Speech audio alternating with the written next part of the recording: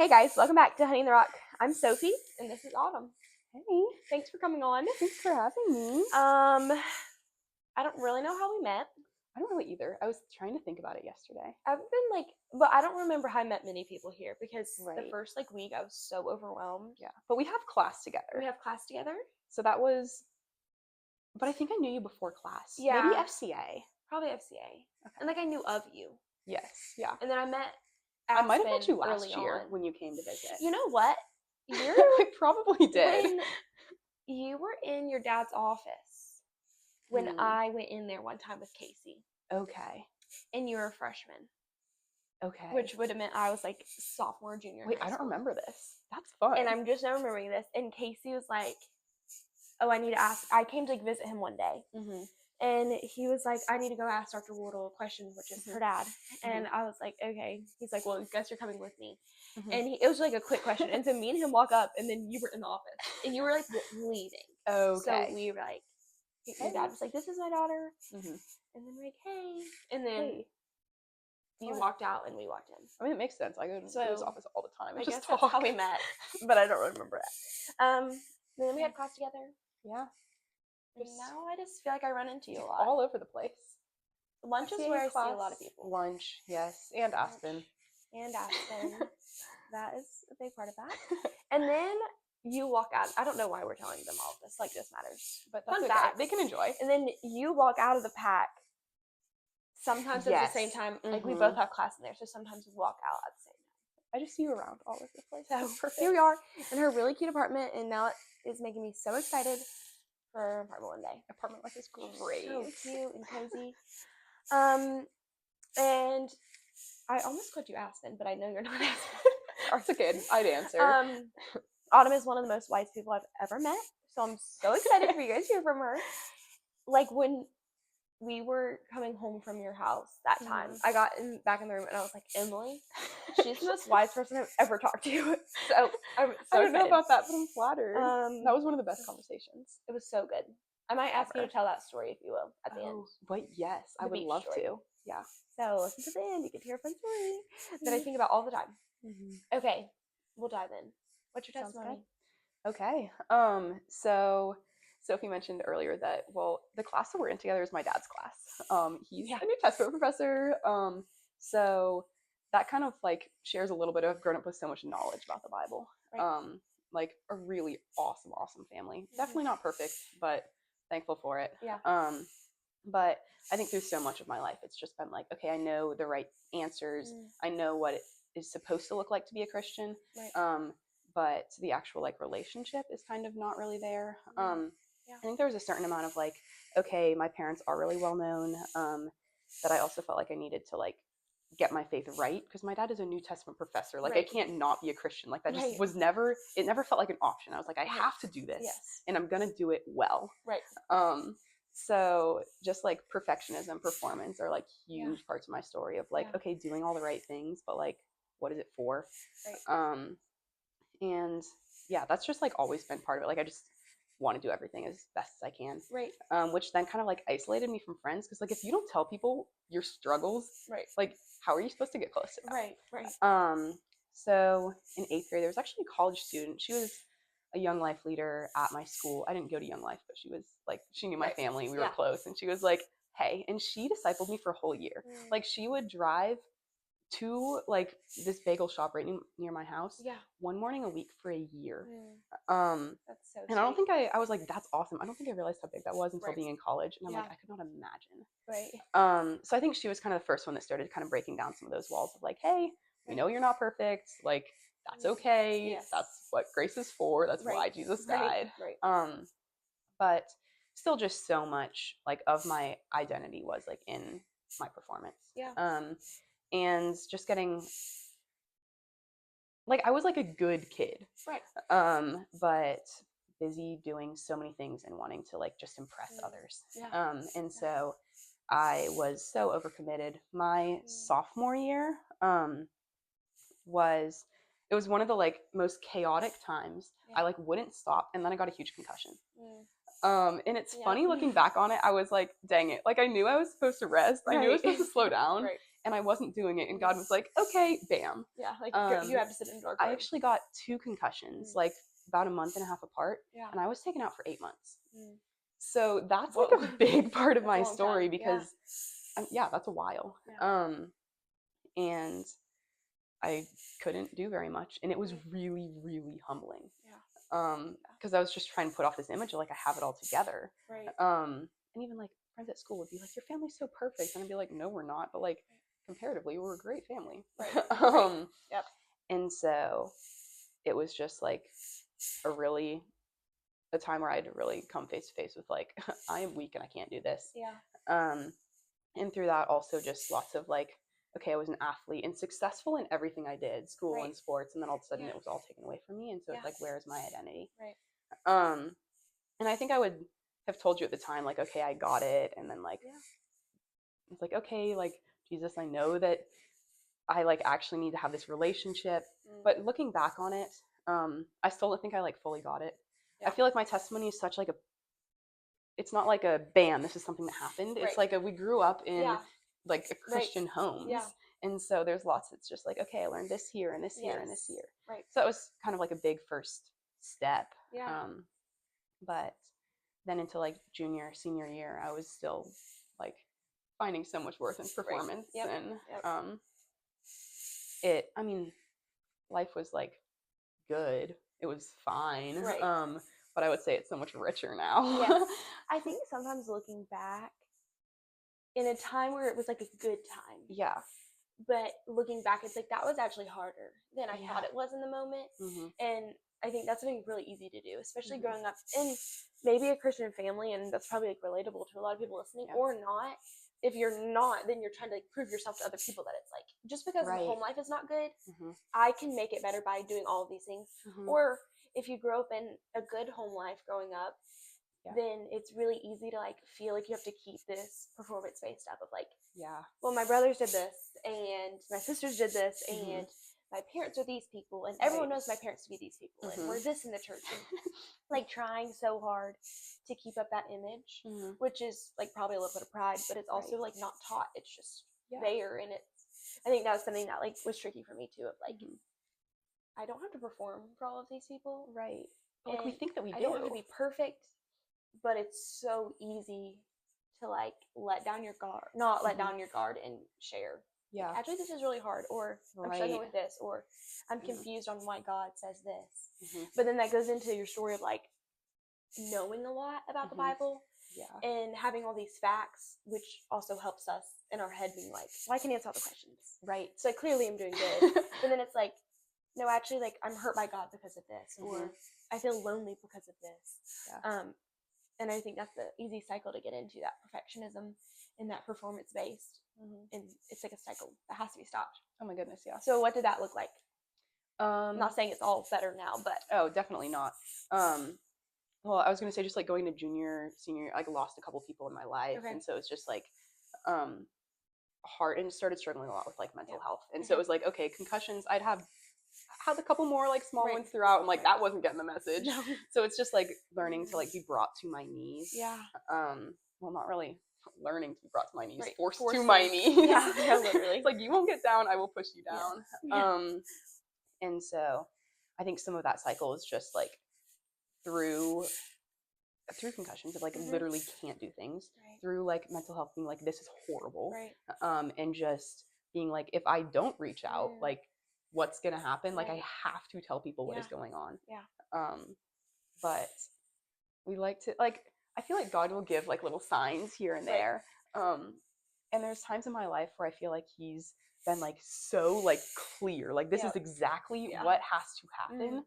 And I told like just at camp, I told a friend, I was like, wow, like God could not have been clearer in this. And she's like, well, the funny thing is he might have been giving you other signs and you just weren't listening. And he knew that he had to like cut straight. He had to go straight to it. But just with the like performance thing too, my well, senior spring was like rough. Some people like love that. I like didn't. I was in a lot of hard classes though, which didn't help. So I was excited to like come to college and like find new like community. Like I had friends in high school, but I wasn't super close to a lot of them because I walled myself off from them. Right. Yeah. Kind of funny how that works. Yeah. But then kind of like you, like I came into Furman and people knew who I was. Yeah. And so it's this like I'm going off to college, but it's not like I'm really leaving. Right. Yeah. Like close to home, I see my dad at least 3 times a week. Right. Right. And I remember Annie in the first month or 2 of school. There was just like my home was so awesome to grow up in, but that doesn't mean it was perfect. Right. And so there were a lot of things where like I would hear my parent, like a lot of my friends look up to my parents so much. Yeah. And I remember just like struggling with my relationship with my mom. Yeah. And like it was just not good at that point. And Annie was like, Autumn, you do not have to maintain their reputation. Right. We love them. We also know that they are broken people just like us. Right. And so they're not perfect. Right. And like you don't have to maintain their reputation, but also like they're living for the Lord. Right. And they're doing their best, but that doesn't mean their sin has not hurt you. Right. Right. And I think that was a really, That's really powerful. helpful thing. Yeah. For me to hear, being at a place where like, I mean, everyone knows my whole family. Yeah. Yeah. That's really interesting. So that's for you too. And I'm like now being like, whoa, I have a lot to say about that because I don't think I don't think I would have been able to say that's what I was experiencing at the beginning of college. Yeah. But it is like now that you say that, I'm like, wait, I never thought about that before. But like that is something I struggled with a lot in high school and even now, like proving myself and proving people in my family, being like, just because this happened doesn't mean my parents are this, right? Or just because they like this happens doesn't mean. And I just like felt the need to prove. And somebody sat me down. I was like, "So you have nothing to prove?" And I was like, but you don't get it. Like I do. Like I have to make sure everyone thinks my parents are perfect and that my brothers are so great and that I'm just this little girl, like little angel. And then it was like, no, you don't. Like I don't have to prove that for my parents. Like you'll see the fruit in their life and also understand they're not perfect. Right. And sometimes my brothers hurt my feelings and sometimes I'm gonna fall short and be mean to somebody. Like but I think in the cycle of when things are known about you or your family, you feel the need to keep that perfectionism up in your family. Right. Too. Or even my friends, like I'm like need to defend them with my whole life. Yes. And being like, they did mess up there. And that's okay. And there's grace in that, but not being like, no, like don't think that. That's really interesting. With the friends, I think that's one of the coolest things about like a lot of our friends now. And one of the really, really refreshing things is like we're not perfect. We all love each other so well, and we also will acknowledge each other's weaknesses. It's like, okay, this person, well, they just were impatient and like they are trying to grow in that, but that's an area they struggle. And you just like move on. And it's just like this is an area that they struggle in and we love them anyways. And it's okay. That is so good. It is refreshing. Just like a side note. Like, the vulnerability in it is refreshing. Yes. Because that like also comes from your story of like when you were striving for like all the time perfection and performance. It's not letting people in on your struggles. And then once you do, it's so refreshing because people who love you are still going to love you even when you struggle with little things and or big things, and they're going to walk with you in that. And if they don't want to be your friend in that, then they're probably not a good friend. True. They're not willing to be in the hard with you. It's kind of like at FCA last night, just talking about the grace of God and the idea that like He will not smile on us any more, or any less, and like the highest of highs and the deepest of valleys, and like Christian community is a reflection of like Him, Christ in there. And so those relationships can look the same. That's really good. Of like those people will be there through it all. Right. So last night at FCA was really interesting because it was just like a reminder that I think most people knew, but then just hearing him like speak with it such passion was just like, whoa, how many times in my life, basically he was just talking about like you don't earn. I forget, it's not just us talking about like you're not earning your salvation and Jesus is enough for that, and it's like proving things and not trying to like hold up this standard of ourselves or other people. Like we're broken and we can admit that we're broken, and we get to freely accept the grace that we've been given because of the cross.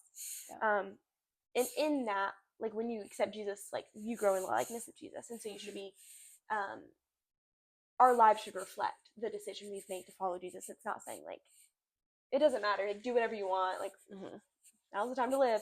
It was like, yeah, now's the time to live for Him, not for the world. Our life should be a reflection of that, but we don't earn our faith. Yeah. And I just think that was just like, whoa, how many times am I trying to earn? Or I'm like, am I not doing enough? Am I not serving enough? Am I not like pouring into enough people? Have I not reached out to this person? I need to reach out to this person. Like, all of these things, and it's like, slow down. Like, Jesus is enough, chill. And He like already is enough, and me doing all of these things is not changing that. And I think that was a good reminder for probably a lot of perfectionists, because they're just trying to strive. I was like, that, like, I know this in my head, but what it looks like in practice, like, so different. So different. Just, there's this little saying, I used to have it written on my computer. I'll, like, switch out the notes that are written on my laptop. And so this past spring, it was like, I can be at peace because I rest in the hands of my Creator. And so just that, like, He's got me, and I can be at peace and know that, like, He is going to, like, be there through it all. He's going to take care of me, and, like, I don't have to prove it at all. But yeah, college has been awesome. Like hard in so many ways, but also incredible. But like I felt like I came to Furman and I never left home. So it was like freshman fall, I was like, I'm going abroad my sophomore year. Like I had already decided like October, November of my freshman year. And which is a crazy thing to say, but it was true. And I think part of that also is most of the friends, my closest friends, were all sophomores as a freshman, because like they knew me coming in, and so they sought me out, and and I was like, oh, they're all going abroad, but what am I going to do? I'm not going to have any friends here. I have to go abroad. Of course. So I did, and like applied for Madrid, Spain, which was awesome. But well, actually, like before that, spring was great, just like crazy fast paced, and grew in lots of relationships with people. Met more freshmen, so that was good. But I was still like, can't wait to go abroad and like go somewhere, because I didn't feel like I had the opportunity to like leave home, own my faith, like a lot of my friends had. And I felt like I needed that. But before, I went and worked at camp. And that is one of my favorite things that I've ever done. I grew up going to Kanakuk, and then went to work there. I'm actually going to work there again this summer. And I'm so fun. So excited. But I think just like in college, I learned so much about like the joy of the Lord. Like I never thought that life with Christ was fun. And then in college, I was like, wait, like this is really a good time. Life with Jesus is fun. And just like joy abundant, and learned so much more about that at camp. And then also, like you were saying last night, being such a good reminder of like, I know this. I think the biggest thing I walked away from camp knowing was the power of the simple gospel. And so now like I've started Trident Bible study and everything, because it hadn't existed for a few years. Very first time I walked through the gospel. It's like, because well, some of the girls there didn't really know it, and then others, they're like know it really, really well. But I don't think we ever grow past needing to be reminded of it. And sometimes we overcomplicate it into the perform. I feel like it all goes back to like that, like the performance based of it. It's like, well, the gospel's this, sure, like the small little thing, John 3:16. Oh, but also this, and this, and you need to know all of these things, But just going back to like this childlike faith of like, God sent His one and only Son, and it's like this huge miracle and this huge mystery, and it's incredible, and it changes our lives. But we're quick to be like, we need more. We need more. Yes, it's like we're scared of accepting the simple. That's right. But like the gospel is beautiful in that you can explain it to a toddler, and it can blow my mind. It can blow my grandparents' mind daily, and we'll never know. We never outgrow it. That's good. So I think that was one of the biggest things that I walked away from. But I was there for 10 weeks, which there were all kinds of stories I'll have to tell you from that. I can't wait. I was only supposed to be there for 6, and I saved an extra month. But it was incredible, and I grew a ton in my relationship with the Lord in community. And then I was going to Madrid, which is, Spain is known to be a party country, party culture. So I was a little bit like nervous about that. And I wasn't going, there was one other girl on the trip that was a Christian.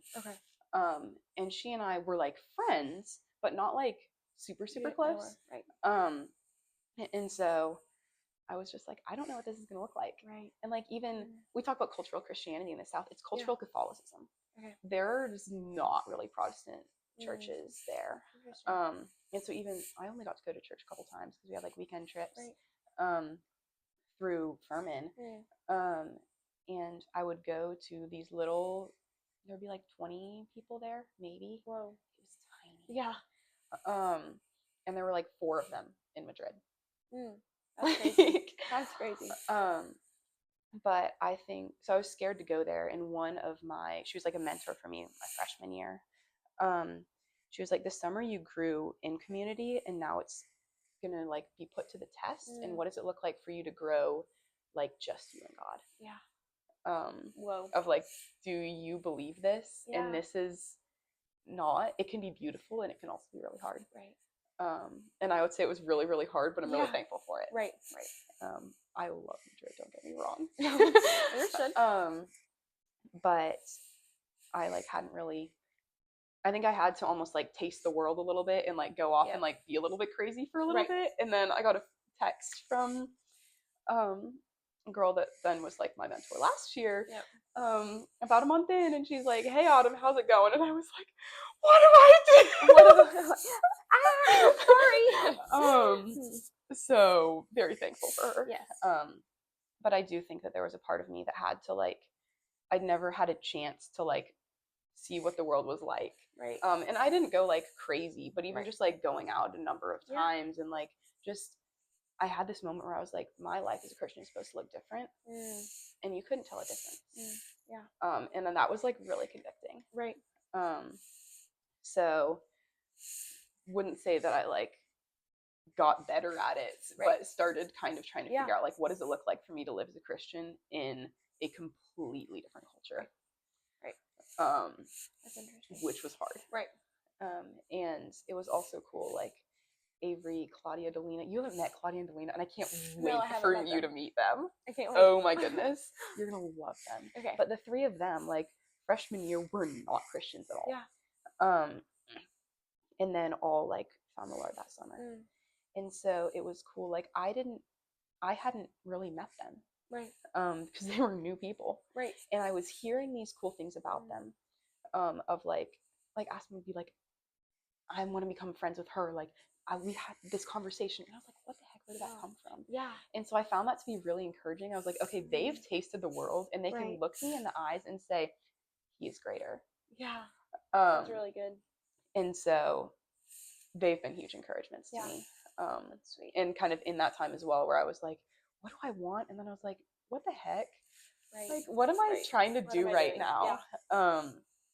But came back, spring was hard. I was in really horrible classes. Yeah. But I came in, I was a neuro and Spanish double major. Okay.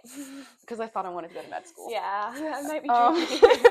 So I came back, and my schedule was extra difficult because I was abroad. Right. So then I had a lot of challenging classes all at once, and just transitioning from abroad to back is hard.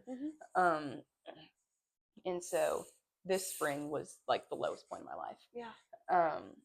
Like brought fully to my knees. Like, I mean, and I think one of the most, there were a couple like pivotal moments, and one of them, it was actually after, I don't know if you met Ty, but he shared his testimony at FCA. Yes. And I don't know how I know him. Afterwards, I was just like sobbing. Yeah. Because all of the things that he was talking about his story through college, I was like, that is me. Right.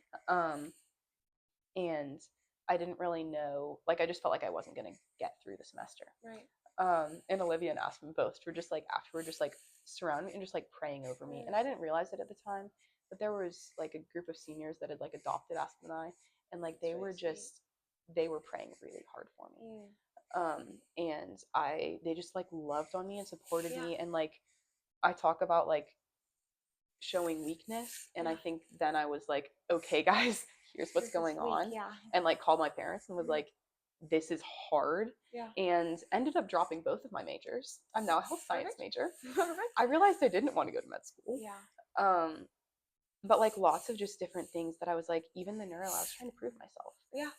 That you could, Of you're like, smart enough. I had to choose one of the hardest majors, and like, could I do it? Could I go to med school? Maybe I can, maybe I couldn't. Yeah. But like realizing that I don't want to because I don't think that's where the Lord's called me. Right. And it doesn't matter whether I could do it or not. Right. Right. That is hard. And so true. But our doormat, I don't know if you saw it on the way, and it says like stay weak. And that is from, it's 2 Corinthians 12, 9 and 10, I think. Okay. Oh, I need to like memorize this. I had it written on my mirror for a second. But it's the verse about like, therefore I'll like boast in my weakness that Christ's power may rest in me. Like, and just the, I don't have to be enough because he is.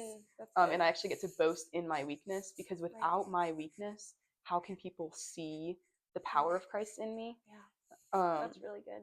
And so people actually have to know what I'm struggling with, and like not, and just me get to point back to the Lord through it all. Right. So this summer I just spent at home. Yeah. I took classes here, and it was incredible. Like so healing and learning. I think the spring was like, okay, brought to my knees, full like surrender, and then learning what full dependence looks like, and getting to like surrender it all, and especially like the future. So this semester's been great. And just learning like rest in the Lord, and like that's been a really big one, rest. Amy and I were talking about like, what is it like, we want to start taking Sabbath, like actually taking that seriously. So, and then like reaching out to others as they have like poured so much into me, what does it look like for me to also like go out? But I think I had to be broken before I could be healed, and I hadn't recognized that I was broken for so long.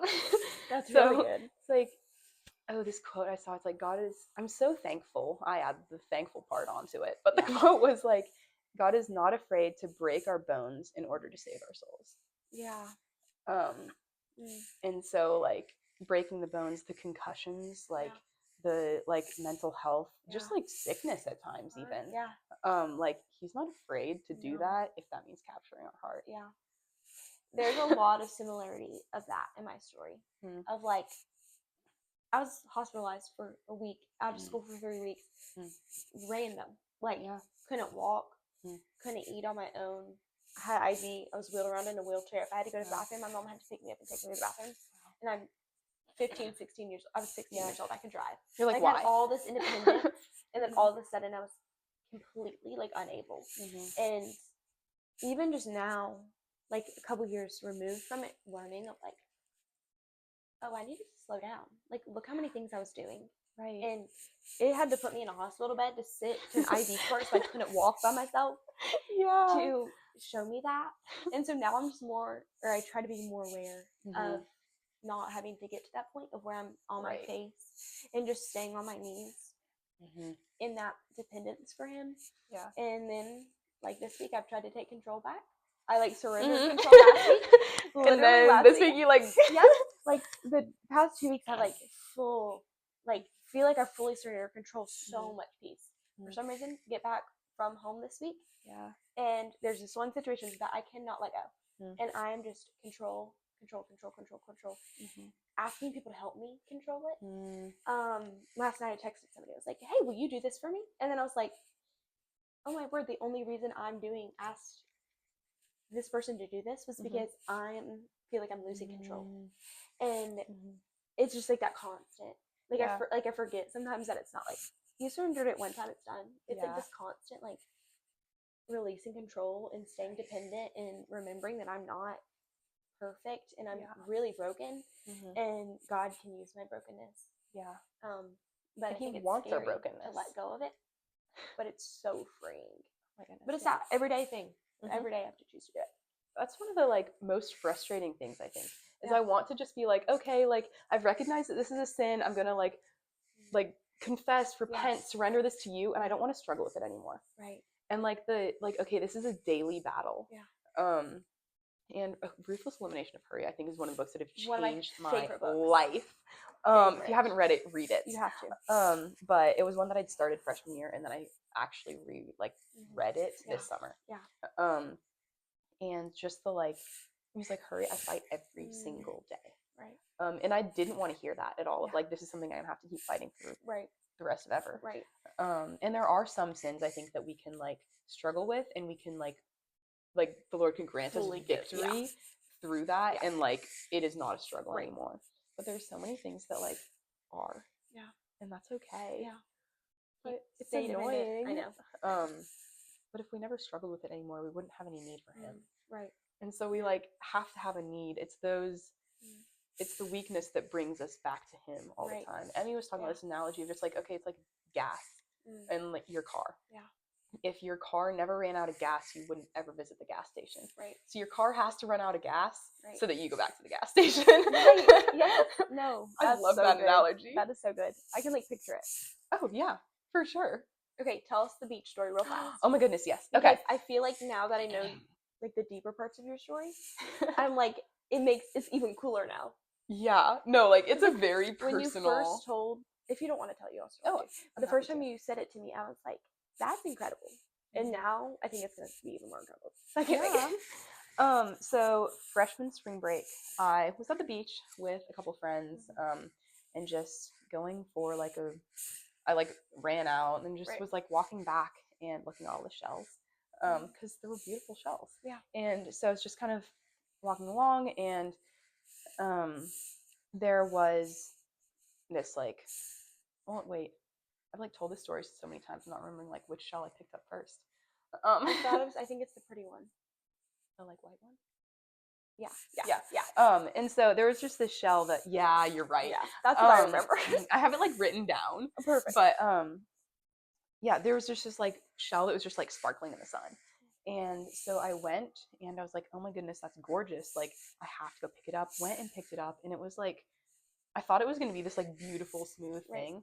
And it was kind of cracked. Yeah. Just lots of lines all over. It was solid white, but I was like, oh, that's kind of cool. But then I just hung on to it. Yeah. Disappointed. Right. Dang it. It looked better from far away. Yeah. And then kept walking, and a minute later I found this other shell that looked pretty. It's actually the color of my hair now that I say it. It's kind of funny. But whole and everything. And I was like, oh, this one's really nice.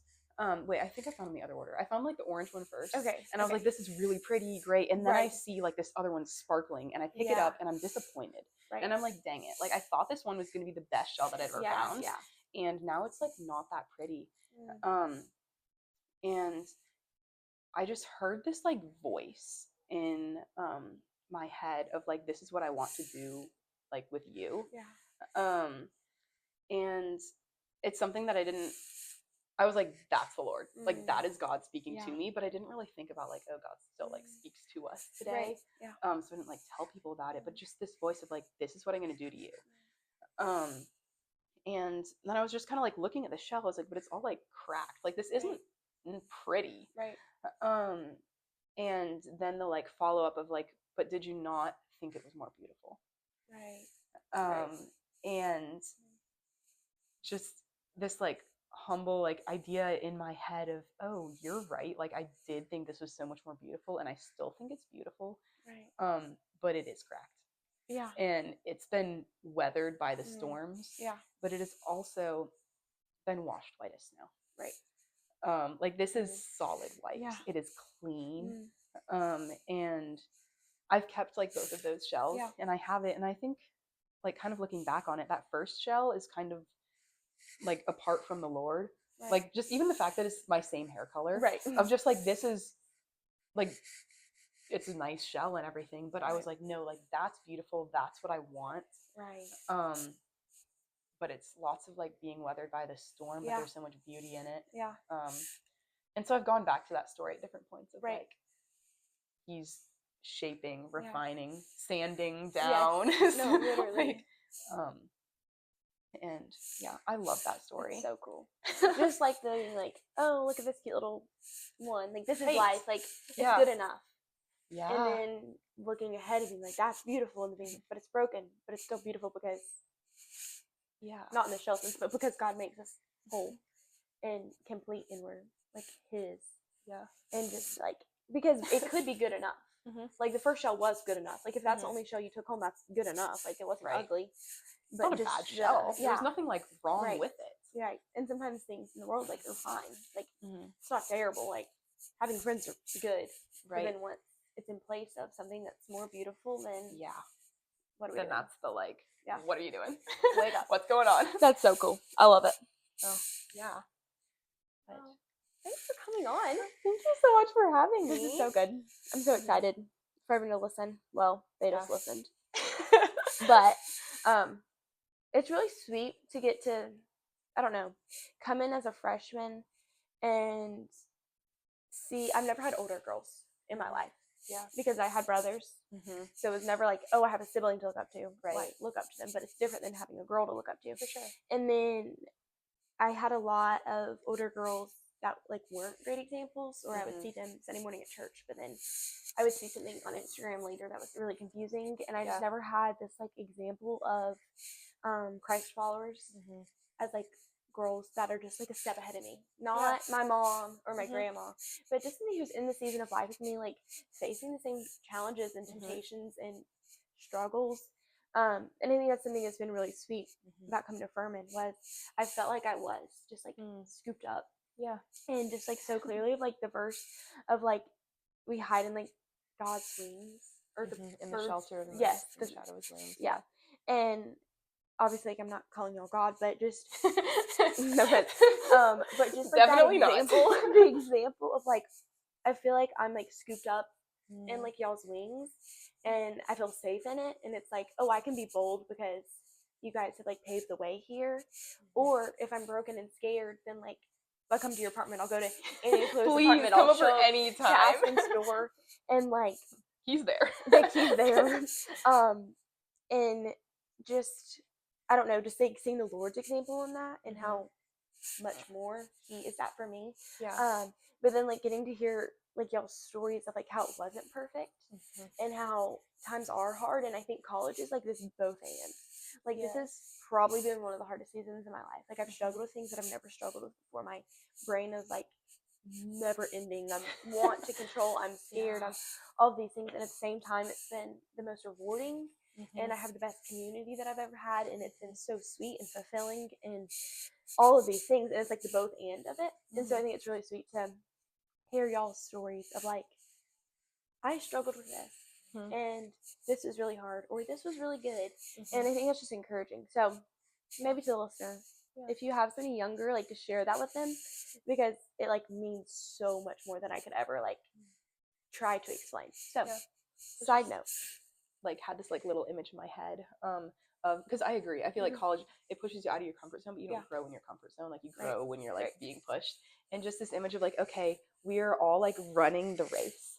Like it's kind of like the sun in my head. There's very specific images I go back to all the time. But like sun on the horizon, and it's like I'm sprinting at that sun. And I've heard this originally in the context of relationships.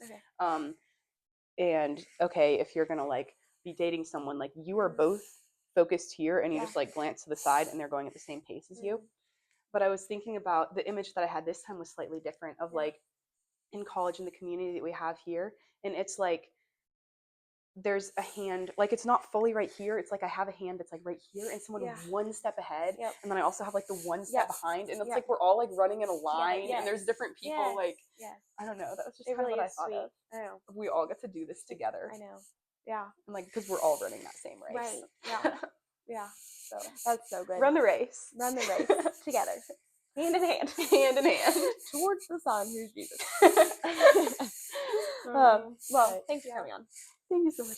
And thank you guys for listening. See you next week.